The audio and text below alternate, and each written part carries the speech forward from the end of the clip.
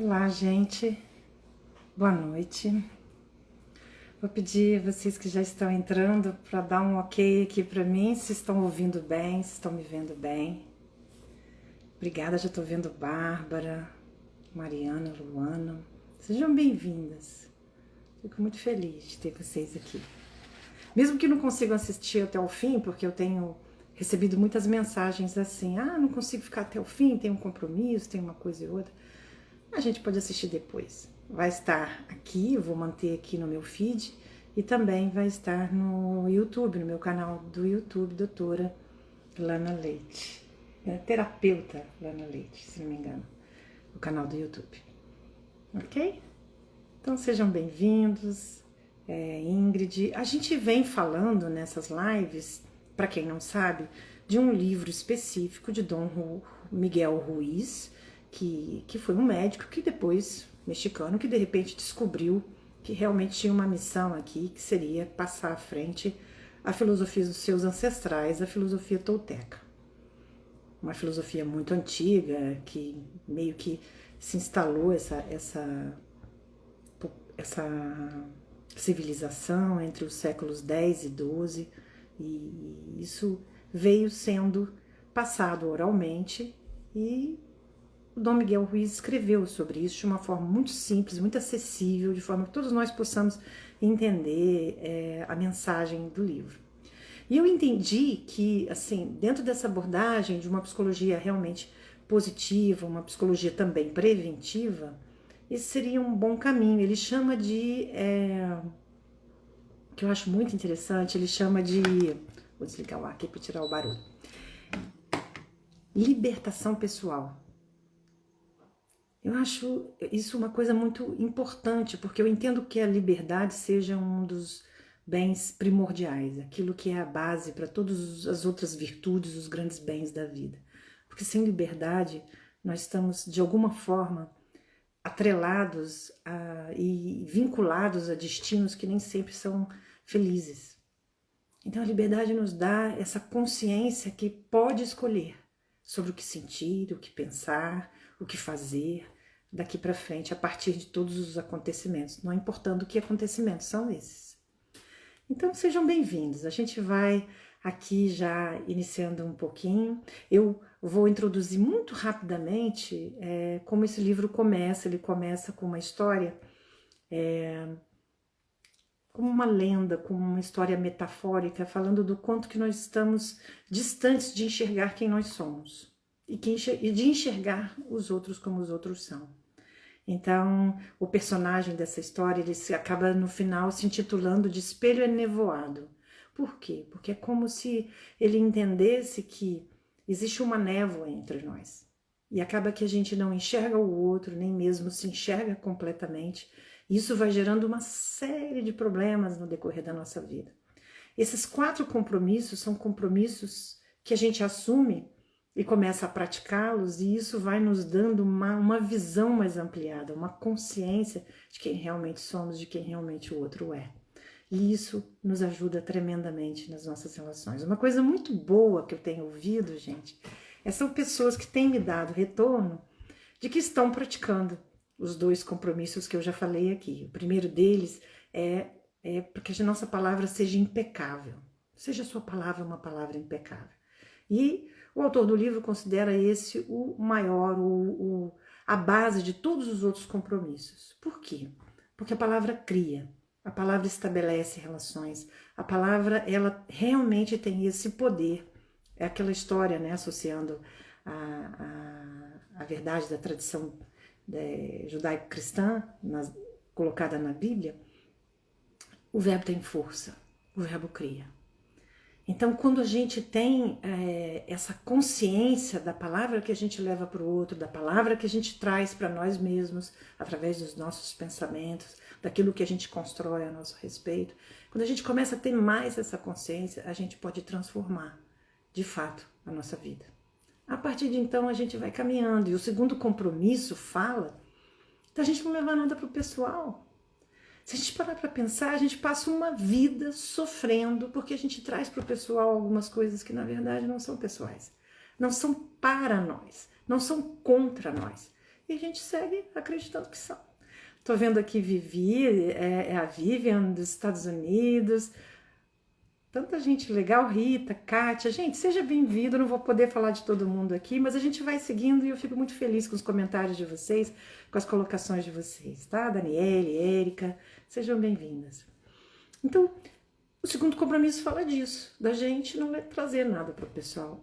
E quando a gente começa a reparar, e é isso que as pessoas trazem de retorno, e eu particularmente na minha prática pessoal, a gente leva muita coisa para o pessoal. Eu vou dizer a vocês que praticamente toda vez que você se aborrece com alguém, você se incomoda com alguém, você está trazendo para o pessoal algo que de repente não é. Nunca é. Por quê? Porque nós somos esse espelho enevoado.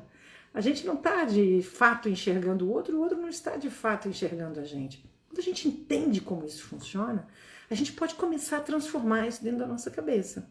E a gente pode entender que o outro está tão envolvido com as suas próprias questões que mesmo quando ele nos agride, quando ele nos ofende com palavras, aquilo não é para nós, não é também a nossa medida.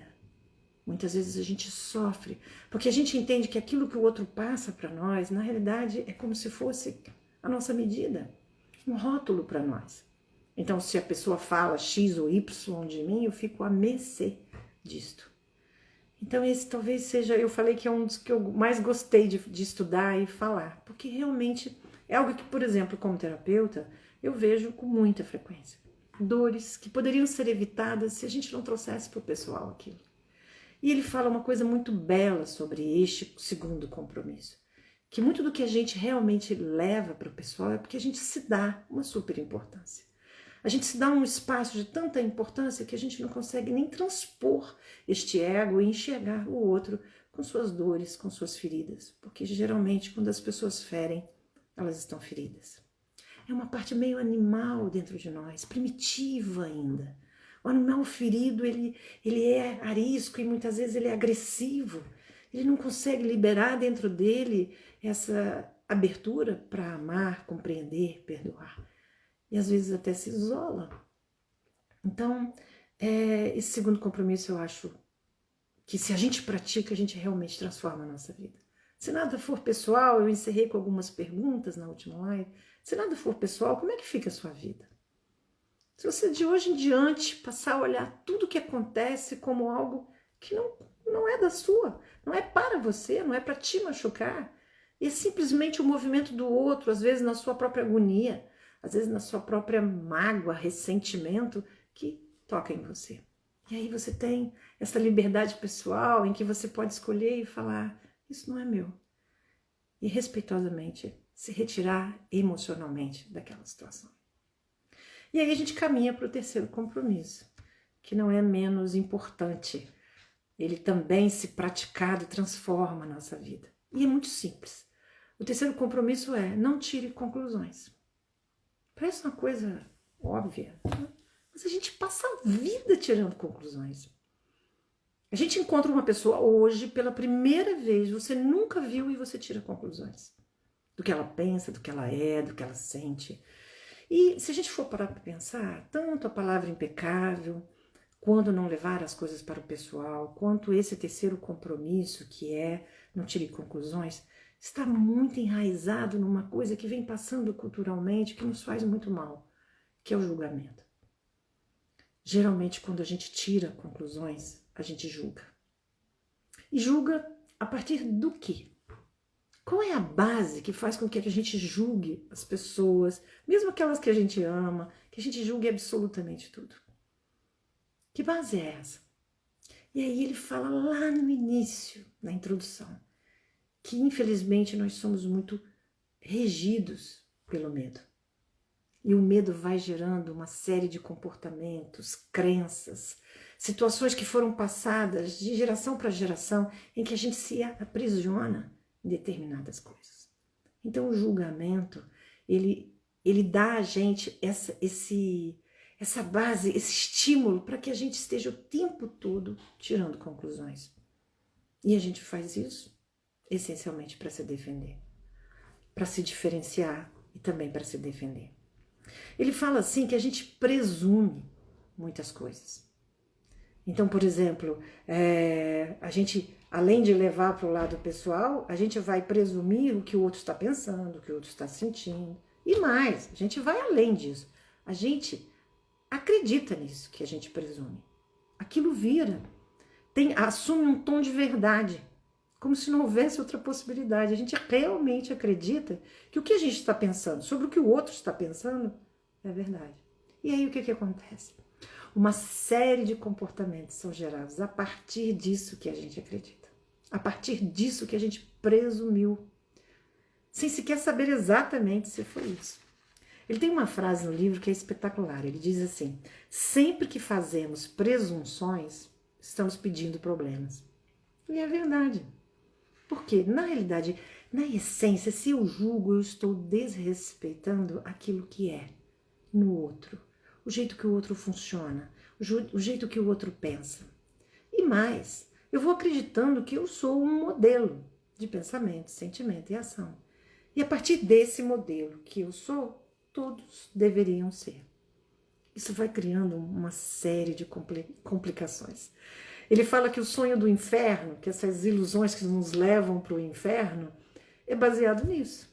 Em uma porção de presunções a respeito dos outros, os nossos familiares, pessoas com quem a gente trabalha e relacionamentos. É incrível como os relacionamentos afetivos, amorosos, são afetados pela presunção. Então esse sonho do inferno fica aí atrapalhando a nossa vida porque a gente está realmente acreditando que o outro, por exemplo, deixou de fazer algo que a gente esperava simplesmente porque ele não quis ou porque ele não gosta da gente. E ali a gente vai gerando um comportamento, muitas vezes nos afastando, nos defendendo ou até agredindo, que cria uma confusão infinita nessa relação.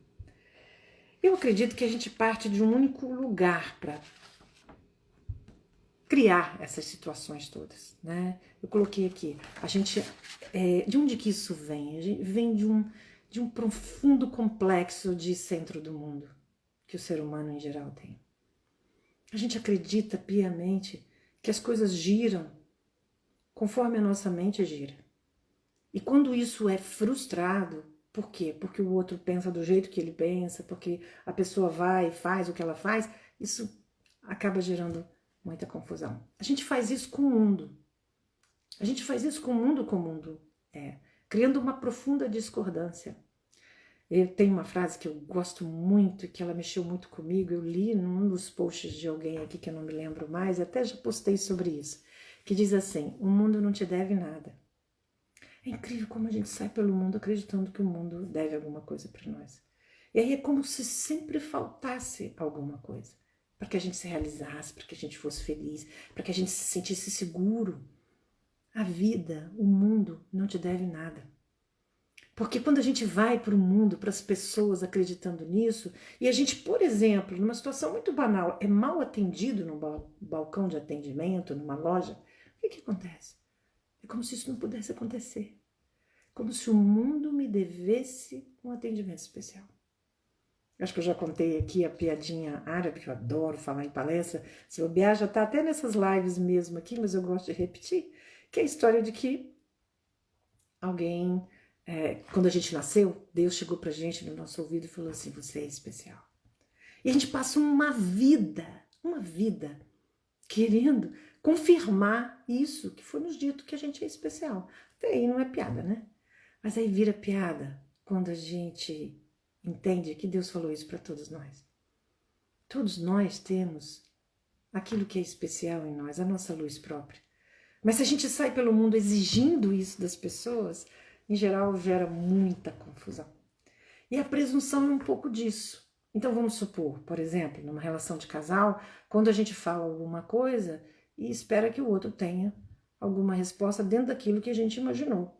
E aí o outro ou está distraído, ou está envolvido com alguma questão pessoal, ou está de alguma forma sem a atenção sobre aquilo, e a gente presume de que a gente não tem aquela atenção, aquele carinho, aquele amor do outro. Imagina isso em grande escala. É o que muitas vezes gera muitas separações. Um somatório infinito de pequenas faltas interpretadas pela presunção. Muitas vezes não é nada disso. Muitas vezes o outro está precisando talvez até da mesma coisa que a gente está, mas ninguém se comunicou de uma maneira clara, adequada e gerou essa grande confusão. Então as pessoas elas experimentam e interpretam ao modo delas. Por isso que é tão importante a gente trabalhar na palavra impecável. Por quê? Porque aí a gente vai conseguir se comunicar de uma forma que o outro possa entender e que também a gente pode entender. Ele diz uma coisa que eu acho maravilhosa. Ele diz assim, se você quer, né, sair, entrar realmente nesse compromisso, sair do compromisso que a gente às vezes assumiu lá atrás, que todos teriam que nos atender, essa coisa do centro do mundo, todos teriam que nos entender. Se a gente quer entrar nesse compromisso de não tirar conclusões, a gente precisa começar a fazer mais perguntas e deduzir menos. A gente precisa perguntar, simplesmente. O que você sentiu quando eu falei isto? Isso está muito no cerne da comunicação não violenta. Isso está muito no cerne de uma visão extremamente respeitosa daquilo que se passa com o outro. Eu não tenho como adivinhar. E a gente acha que tem. A gente acredita piamente que a gente pode adivinhar o que está se passando lá dentro da cabeça do outro. E mais, a gente acredita que o outro adivinha o que está se passando na nossa. E isso gera uma confusão tremenda. Existem, claro, ideias, né, universais, valores. Eu não estou dizendo que isso não exista, que só exista o individual.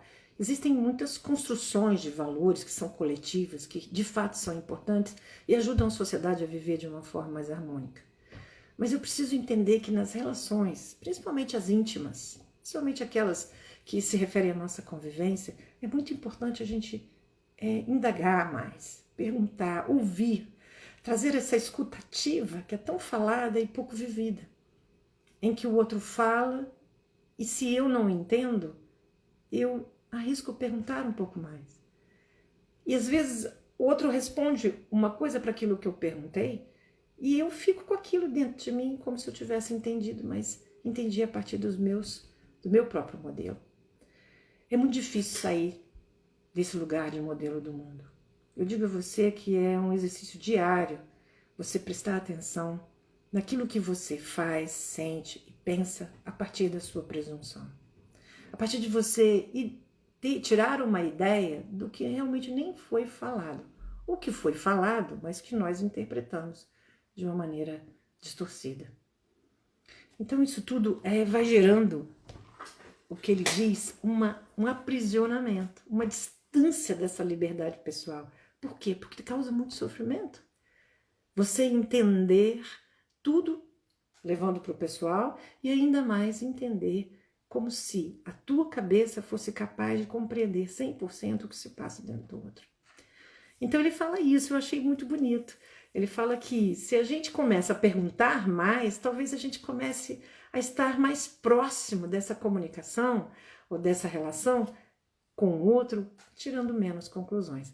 Ele não fala tirar menos não, tá, gente? Ele fala pra gente não tirar conclusões. Isso seria o auge desse compromisso.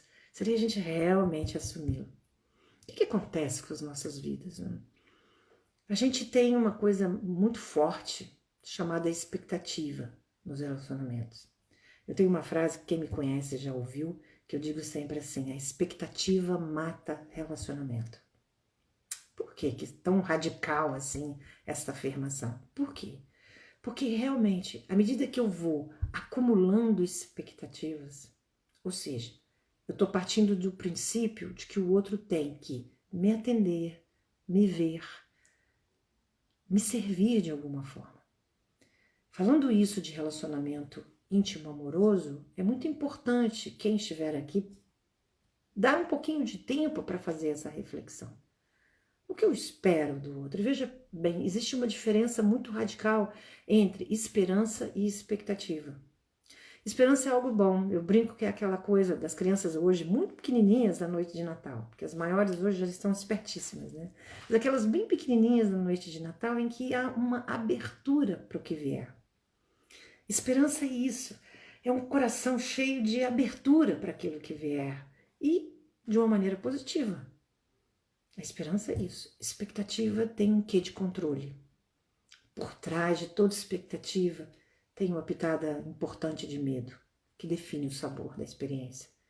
Então, quando eu expecto do outro, quando eu estou na expectativa daquilo que o outro faz para mim, eu estou lá no fundo num nível de exigência. Então, na esperança, eu me abro, eu quero, eu gostaria muito. Na expectativa, eu exijo. Deve ser assim. Nesse sentido, a expectativa mata relacionamento. Por quê? Porque primeiro que as chances da gente ser frustrado são enormes. E que bom que seja. Porque se eu tenho uma expectativa X em relação ao meu par, a pessoa que eu estou me relacionando, e essa pessoa me atende X, e até 2X, pode ocorrer um desequilíbrio nessa relação. E eu posso também entrar num mundo em que esta ideia, no mundo interno de que essa ideia de centro do mundo realmente é verdade.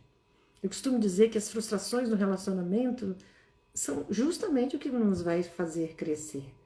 Tem outra frase que eu vou ganhar aí, como diz o Décio, ele fala que vai ganhar o prêmio Nobel pela frase o passado é inevitável. Eu digo que eu vou ganhar o prêmio Nobel pela frase no fofinho ninguém cresce. Ninguém cresce no fofinho. As coisas quando são muito confortáveis, parece que nós, os seres humanos, não fomos feitos para nos desenvolver no conforto. É preciso um certo desconforto. Eu estou falando de seres humanos, mas quando a gente pensa numa semente na terra, no fundo da terra, ela precisa ser agredida pelos micro-organismos para brotar. Eu penso que alguma coisa dentro de nós, essa luz que cada um de nós tem, de alguma forma precisa ser provocada. Aqui eu não estou fazendo apologia de agressividade, de agressão, não é isso, mas tem que ser provocada e provocada principalmente por essas frustrações. Por isso é tão importante quando se fala de educação infantil, a gente compreender que os limites educam também, nos ajudam a compreender quem somos nós e quem é o outro. Então, a expectativa mata relacionamento nesse sentido. E muito da minha expectativa é recheada de presunção. Então, eu faço, por exemplo, uma série de coisas para o outro. Vamos colocar dessa forma. Eu me dou, eu sou uma pessoa gentil e eu crio a expectativa de que esse retorno aconteça. É quase infantil isso, porque o outro vai poder, nessa troca, aquilo que dentro dele está disponível. E é importante a gente enxergar isso e a gente ir equilibrando de uma forma inteligente também.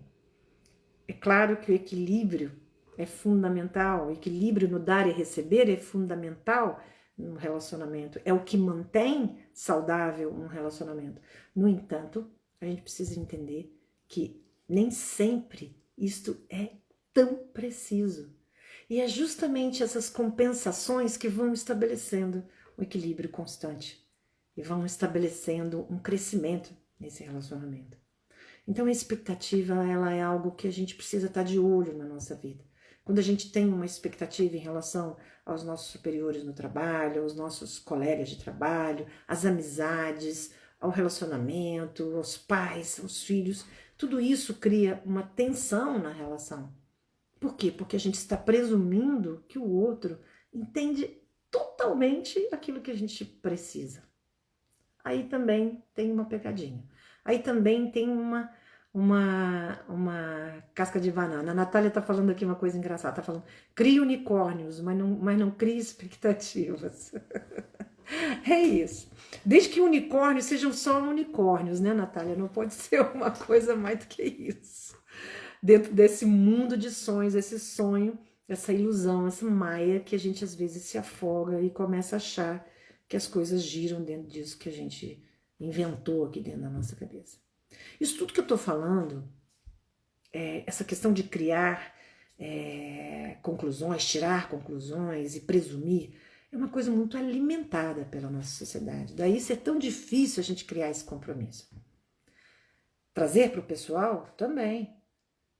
Ter uma palavra pecável também. Se você for parar bem para pensar, a gente vive numa sociedade totalmente distante desses compromissos. Então, o que nós estamos fazendo aqui é um convite para uma grande revolução, para que a gente realmente transforme isso no nosso dia a dia. E para isso a gente vai ter que ter uma coisa muito importante. A gente vai ter que estar muito atento aquilo que se passa dentro de nós. Essa eu acho que é a grande revolução. Essa autoconsciência que a gente pode desenvolver. Olhar mais para dentro de você. Hoje, segunda-feira, como é que você acordou? Como é que foi seu dia? Às vezes a gente tira a conclusão apressada de que o outro tem que fazer essa pergunta para nós, mas por que a gente não faz? Então a gente leva essa presunção para o mundo, tirando conclusões apressadas sobre tudo que acontece, como se fosse contra nós. A gente leva essa presunção para o outro. Isso é fatal nos relacionamentos íntimos. E a gente também pratica essa postura de tirar conclusões com a gente mesmo. Então a gente pega aquilo que está acontecendo no mundo, ou pega aquilo que está acontecendo com o outro na nossa relação, e a gente começa a criar dentro de nós coisas, eu falo que a gente começa a carimbar coisas muito negativas a nosso respeito. Se a gente parar bem para pensar, não tirar a conclusão, que é esse terceiro compromisso, traz uma profunda positividade. É como se a gente trouxesse uma inocência não primitiva, infantil, uma inocência no sentido da abertura, a mente de principiante. É um pouco da mente de principiante, tão dita no Oriente, que é essa mente aberta. O conhecimento vem, a pessoa vem, a história vem, a situação vem, e eu não estou ali a fazer uma série de histórias na minha cabeça a respeito daquilo. Eu simplesmente estou aberta àquilo. E aí eu recebo. Então a pessoa disse X. Se eu não entendi, eu pergunto mais um pouco. Aqui dentro vale também. Porque muitas vezes eu começo a tirar, vamos supor que eu tenha feito uma coisa que não foi muito agradável e depois eu tome consciência disso. Às vezes eu começo a tirar conclusões como se eu fosse aquilo. Conclusões a meu respeito. Isso também faz muito mal. Isso me distancia do que é real. Como se eu fosse, de novo, dentro da minha cabeça eu tivesse um modelo e que se eu mesma não correspondo a esse modelo, eu estivesse fora, eu fosse alijada do que é bom. Então isso tudo é uma coisa muito, muito importante da gente pensar. Qual a nossa expectativa? O que eu levo para os meus relacionamentos de expectativa do que tem que ser, do que não tem que ser? Eu tenho que prestar atenção nisso. Isso me ajuda a ter uma abertura, eu brinco que é uma pureza de alma. Quando eu olho para o outro e me abro sem julgar, só esperando o que o outro tem a oferecer. E às vezes ouvindo aquilo que foi dito e não aquilo que está dentro da minha cabeça, porque a gente é tão poderoso em relação a isso, que a gente consegue, a pessoa consegue falar uma frase e a gente ouviu o que está dentro da nossa cabeça. E muitas vezes tem um mitote, como diz os toltecas, tem um mundo de vozes dentro da nossa cabeça, às vezes até contrárias, uma brigando com a outra. Isso causa o quê? Um inferno interno dentro de nós. Então há um grande equívoco, né? Eu escrevi aqui para falar isso para vocês. E se a gente seguir enxergando o que a gente quer enxergar, o que vai acontecer? A gente não dá espaço para o outro. E aí a gente entra nesse sonho de uma forma tão pesada que essa névoa impede que a gente enxergue coisas tão simples, como, por exemplo, que eu falei agora há pouco, muitas vezes quando o outro traz uma coisa mais agressiva, uma palavra, uma ação, na realidade ele está falando muito mais daquilo que se passa dentro dele do que de nós mesmos. E se a gente sai desse movimento de criar conclusão, a gente fica mais tranquila, mais em paz também, porque eu não estou presumindo nada. A forma de evitar essas conclusões, ele fala, né? É fazer pergunta. Então eu faço aqui uma pergunta para você. Voltando ao dia de hoje, que é o único dia que a gente tem, esse momento agora. Qual foi a vez em sua vida em que você tirou uma conclusão, se isso aconteceu, e depois você viu que não era bem assim? Eu, gente, perdi a conta várias vezes. Psicólogo, então, que acha que sabe de alguma coisa, o Osho fala uma coisa muito interessante. Ele fala que tem 3 tipos de tolos na vida. Então tem o tolo simples, que é aquele que sabe que não sabe, que não sabe que não sabe. Então o tolo simples não sabe que não sabe. Tem o tolo complexo, né? O psicólogo geralmente está dentro dessa categoria, que é aquele que não sabe, mas acha que sabe. E por fim tem o tolo sábio, que é aquele que sabe que não sabe. Então, às vezes a gente fica achando que a gente sabe das coisas, que a gente sabe o que o outro está sentindo, que a gente sabe o que está acontecendo, e vai presumindo, presumindo, e muitas vezes isso afasta a gente das pessoas. A gente vai começando a ter um comportamento em função daquilo. Então eu pergunto a você, tem nesse momento da sua vida, no dia de hoje, você percebeu algum sentimento que não foi agradável, que foi um incômodo? E às vezes até é agradável, tá, gente? E que na realidade você pode pensar de outra forma, ou pode levar para essa pessoa que trouxe isso uma pergunta: foi isso mesmo que você quis dizer? Quando você disse que precisava de um tempo, vamos falar assim, quando você disse, criando aqui uma situação para você pensar, quando você disse que precisava de um tempo, você precisava de um tempo para você ou você queria se afastar de mim? Às vezes a gente precisa esclarecer. A gente precisa ter claro isso, para a gente ter uma resposta para aquilo que é de fato, e não para aquilo que está dentro da nossa cabeça. Quantas vezes, do ponto de vista, por exemplo, das amizades, no que tange as amizades, quantas vezes as pessoas foram ficando,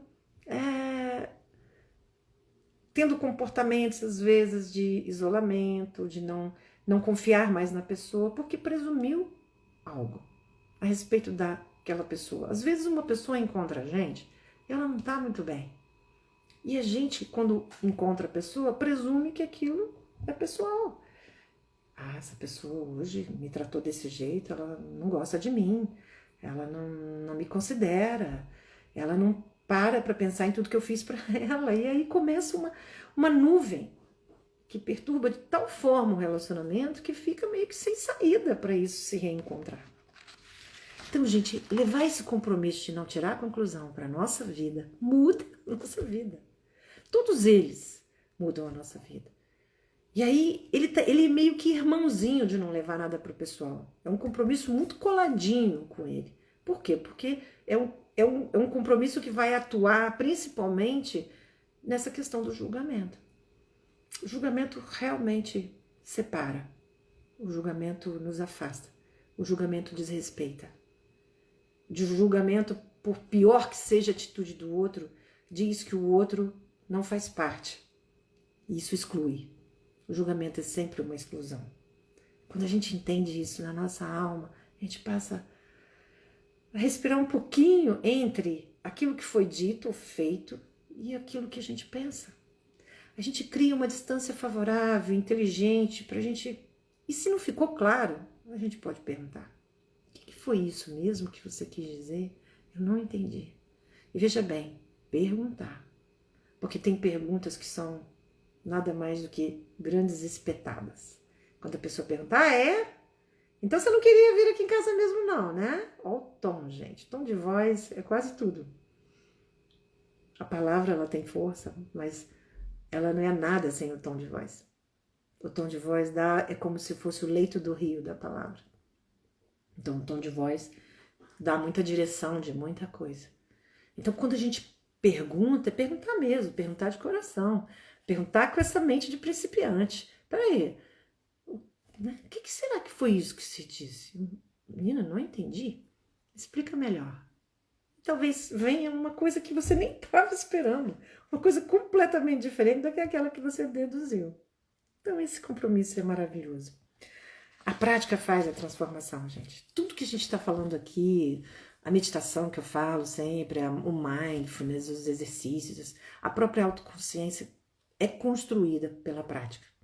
E a prática é você realmente, num primeiro momento, prestar atenção ao que você está sentindo, ao que você está pensando e às suas ações de uma forma geral. Então, a gente precisa prestar atenção nisso, porque isso realmente transforma. E se aí eu cuido da minha palavra, se eu procuro levar uma palavra impecável no sentido de que é uma palavra que cria amor, que cria bem-estar, que cria paz, se eu procuro entender que nada, absolutamente nada pessoal, porque eu não tenho essa importância assim que eu penso que eu tenho. E se eu não tiro conclusões apressadas, nem tiro, vai começando a mudar uma coisa dentro de mim. Eu tenho certeza que vocês vão continuar, quem praticar vai continuar me dizendo isso daqui. O quanto que isso vai transformando a nossa vida de fato. Por isso que esse livrinho fininho, 52 páginas, parece tão transformador.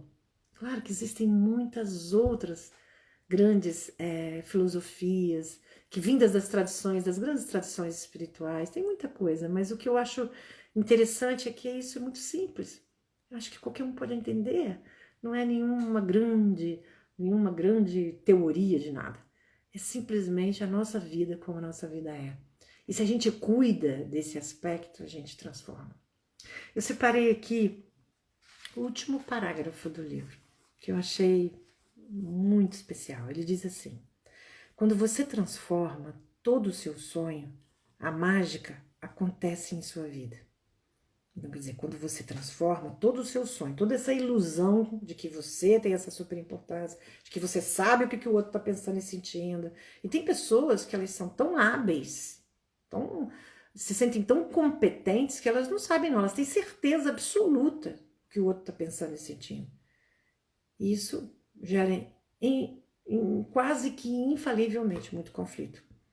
Então, se a gente fica nesse lugar mais puro, em que você simplesmente ouve e não deduz, não tira conclusões, muita coisa muda aqui.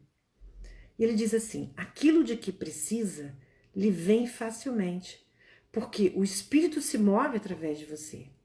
Ele está chamando aqui de espírito, ele está chamando da grande luz que passa por todos nós.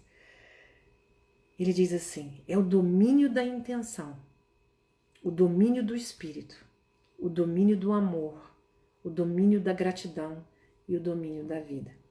Esse é o caminho para a liberdade pessoal.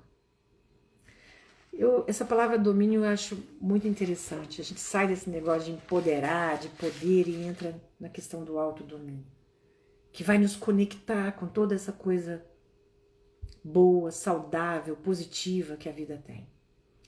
Quando a gente passa a dominar pensamentos e sentimentos e construir as nossas ações a partir dessa consciência, a gente pode estar muito mais conectado com aquilo que é positivo, com aquilo que é bom. A gente passa a ver o mundo de outro ângulo. Eu paro de olhar para o outro sempre querendo, de alguma forma, tirar uma conclusão, seja a meu favor ou contra mim. Então isso alivia as tensões das relações, faz com que a gente esteja mais livre e o outro também, porque a gente não está ali dizendo para o outro que a gente é modelo, que o outro tem que entender o que se passa dentro da nossa cabeça e tem que trazer para nós aquilo que a gente gostaria. Eu penso que isso é aquele grande salto que eu falo de vez em quando nas palestras. A gente sai do lugar de ser servido e passa para o lugar de servir. E nesse lugar de servir há compaixão, nesse lugar de servir há amorosidade, há compreensão, há perdão, há tudo isso. Eu não fico ali carregando esse ressentimento, essa mágoa, esses sentimentos tóxicos dentro de nós. Hoje é comum a gente ouvir as pessoas falando de pessoas tóxicas. Mas eu, sinceramente, eu acho que o que talvez seja importante seja a gente entender o que é tóxico dentro de nós e o que é tóxico para o outro. Porque aqui eu posso assumir o domínio. Lá fora não. Aqui eu posso construir a verdadeira proteção, não no sentido de me defender, de me afastar, no sentido de estar protegido da negatividade, seja dos outros, do mundo, do que quer que seja. Eu posso construir essa positividade interna, mantendo emoções saudáveis, positivas, que vêm de pensamentos saudáveis e positivos também. O Alexander Lowen foi, praticamente, a gente pode dizer que é o pai da bioenergética, que trabalhou com Reich por um período, depois criou seu próprio caminho. O Alexander Lowen, ele fala que existe um caminho bem claro do nosso crescimento pessoal, do nosso autodesenvolvimento. Ele diz que a gente precisa ter uma boa autopercepção. Esse seria um passo primordial. O que nós estamos falando aqui sobre esses compromissos é para que a gente perceba os compromissos assumidos que nos adoecem. E a gente tenha uma boa percepção deles.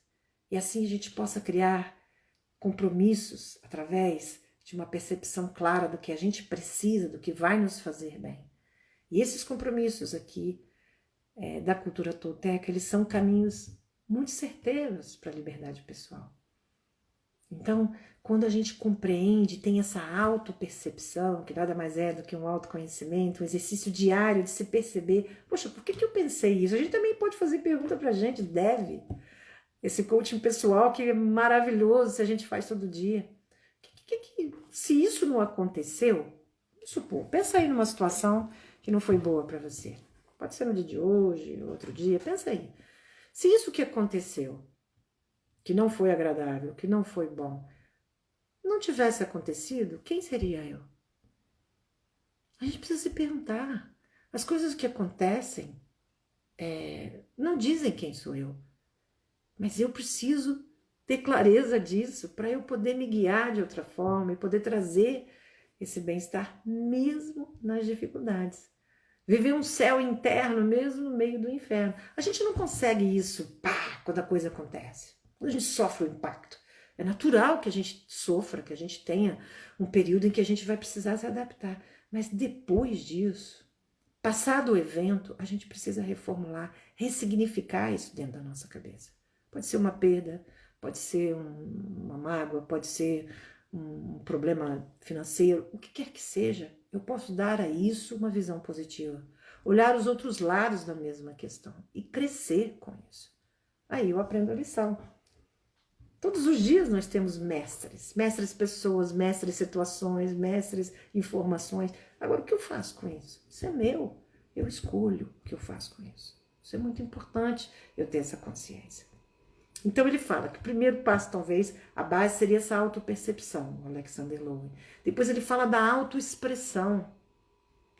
Eu ter essa congruência, compreender o que se passa dentro de mim e colocar isso de uma forma adequada, uma forma verdadeira, me expressar de uma forma congruente, em que aqui dentro e lá fora estejam de alguma forma harmônicos. A gente sabe que hoje em dia eu digo que a era do medo, que gerou a era do controle, gerou também a era da mentira. Nós tropeçamos numa mentira muito grande porque a gente está distante da gente mesmo. E aí a gente cria personagens para viver com os outros, com medo da gente ser rejeitado, com medo do desamor, com medo de uma porção de coisas. Sendo que, na realidade, quando a gente se abre para o amor, quando a gente tem esse olhar amoroso para as pessoas, é incrível como o amor vem. Incrível como as coisas acontecem de uma forma bacana. Mas a gente fica com tanto medo, fica na retranca, né? Por isso que a gente fala que o amor é o contrário do medo. Ele é o antídoto para o medo. Quando a gente ama, a gente se liberta do medo, seja de perder, do que mais. Por quê? Porque o amor verte de dentro para fora. Eu não tenho mais a dependência do amor que verte de fora para dentro. E aí eu me liberto. E por fim, o Alexander Lowen fala do autodomínio. Por isso que eu lembrei dele, que a gente falou aqui, o Ruiz fala de domínio, tão bonito, domínio da intenção, domínio do espírito, domínio do amor. Tão bonito ele usar essas expressões.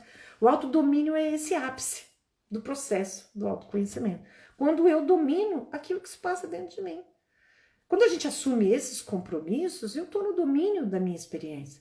Não é pessoal, eu não estou tirando conclusões e eu construo a minha palavra na direção daquilo que eu gostaria de criar como psicosfera, atmosfera em torno de mim. Então isso é uma inteligência emocional. E o que é melhor de tudo, que eu posso aprender. A começar pela atenção sobre o que se passa dentro de mim, mais a miúde, diariamente prestando atenção àquilo que vai dentro de mim. Eu separei um pensamento de um livro do Osho. O Osho é um filósofo controverso, mas que eu gosto demais. Ele tem toda uma metodologia de desconstruir e construir que é maravilhosa. E ele diz assim: se dedicar com afinco, um dia, de repente, você vai acordar de manhã como um homem totalmente novo, seco, desapegado, amoroso, mas de modo nenhum envolvido. Ainda no mundo e, apesar disso, um observador no alto da montanha. Esse é o paradoxo que deve ser resolvido. Permanecer no mundo e, apesar disso, observá-lo do alto da montanha. Estar no mundo e não ser do mundo, ao mesmo tempo, simultaneamente. Isso não quer dizer, alto da montanha, a gente ser melhor do que ninguém, nem ser superior. Mas é criar dentro de nós essa competência de observar. Observar mais o que se passa dentro de nós. Observar o outro, mas se a gente não entender, perguntar antes de tirar a conclusão. Se alguém se afastou, eu vejo aqui pela internet, gente, a gente manda uma mensagem. Vamos lá, vamos ver se nunca aconteceu isso com você. Talvez eu esteja, né, coisas que só aconteçam comigo, mas vamos lá, eu tô aqui para aprender com vocês.